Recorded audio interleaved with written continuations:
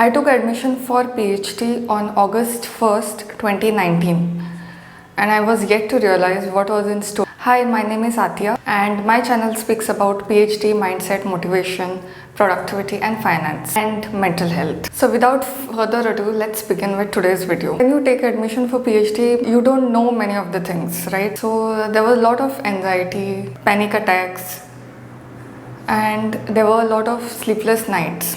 It was tough. I joined PhD after working experience, which was teaching, and where the practical component was not more than 15 to 20%. Whereas here in my PhD, my entire 100% of the work is wet lab based. It was a challenging task to cope with that kind of workload, and it was more of physical running here, and I used to be more in thinking mode, thinking about experiments, planning, and all that stuff. It was mentally tough to get accustomed to it. Work-wise, it was fine, but it took me some time to get really used to the PhD flow because the work-life boundaries were little hazy. In PhD, your work-life balance is kind of blurred. So it took me a lot of time to adjust to that kind of setting. In PhD, your work is not, it may be similar to your peers, but mostly you have your own agenda. So there is no, it is not like a class of people where you are sharing the load. Okay, the whole thing is on you. You have a separate problem, others have separate problems as far as PhD is concerned. So that also contributes to lot of loneliness, anxiety, and panic attacks. And I remember, this is my third year, I remember in first year, there were days when I used to not get sleep only. A lot of tension, lot of anxiety. So all my learnings from this are, start with what you have. Okay, so what I used to do is, I used to wait for the perfect chemicals, perfect instrument and all that stuff. Practically, if you go to see, everything has an alternative. So it is much easier if you start and then use whatever is on the way and then improvise on the way. So that has helped me in maintaining my sanity and the ability to get results. Recently, I've started maintaining a PhD log where I write what exactly I've done in the day as far as my PhD is concerned. That helps me to give an overview of how things are progressing. It gives an insight as to what needs to be planned further. And I've attached my PhD log in the description box below. So please check it out if you need some kind of inspiration in starting that. Also, everybody has its own way of coping with stress and of getting results. Sometimes it is easier to confuse what the way other people are working and getting their results to be your own style. I urge you to not lose your own essence in this race of getting results. Sometimes you understand things very fast. Sometimes it takes time to understand things. Sometimes you need to plan the experiments, then only you can do the experiment. Sometimes you can do the experiment whenever things are ready. Each one has its own way. So I think first year is more about getting adapted to the place, not to pressurize yourself, and also not to succumb to external pressure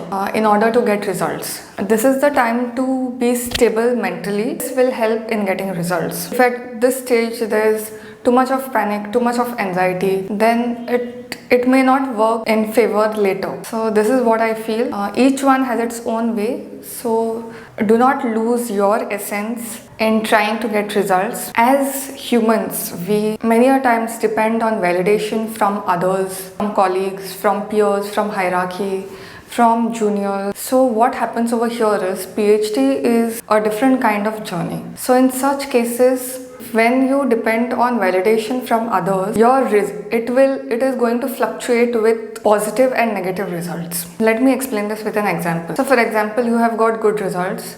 The validation which is coming from others would be positive. If you are getting negative results, the validation would be negative. So here it is more important that one does not depend on validation from others, because it is going to fluctuate. That is not good, because with the validation, the mental state or mental stability is also going to fluctuate. So in such cases, what happens is, it can either push you towards anxiety or push you towards depression. This I've learned the hard way, but it is the best lesson of my PhD journey. to not to depend on others for validation for your work, because each one's journey is different. The next thing is not to confuse speed with efficacy. Your efficacy is a function of your speed. Get in the hood of getting results faster, I think it is important not to compromise on your state of mind and not to compromise on your efficacy. If your efficacy is most when you are working slow, it makes sense to work that way. For example, I see some of my colleagues, they can do things very fast. So their efficacy is dependent on their speed. Each one is different. So what is the conclusion? Take time. Okay, first year should be focused on getting adapted to the place, trying whatever experiments you can and failing every now and then, rather than focusing on results. Because focusing on results only will put you in a panic mode. Nobody gets results in first year, and even if they do, it needs to be refined further for sending it to publication. And looking for help on online platforms like ResearchGate. I remember I had a question regarding enzyme activity, so that was solved by one of faculty from ResearchGate. So that is a very good platform if you have to get answers to your questions. You can refer to my channel for content on PhD mindset motivation. Looking for connections outside your institute, whether or not they are working in the same field as yours. So that also helps. It helps keep things in perspective. Surviving first year of PhD is mainly dependent on acclimatizing and adapting to the situation, to the surrounding, to the peers around you, not on getting results, so that one becomes capable of getting results later. Thank you.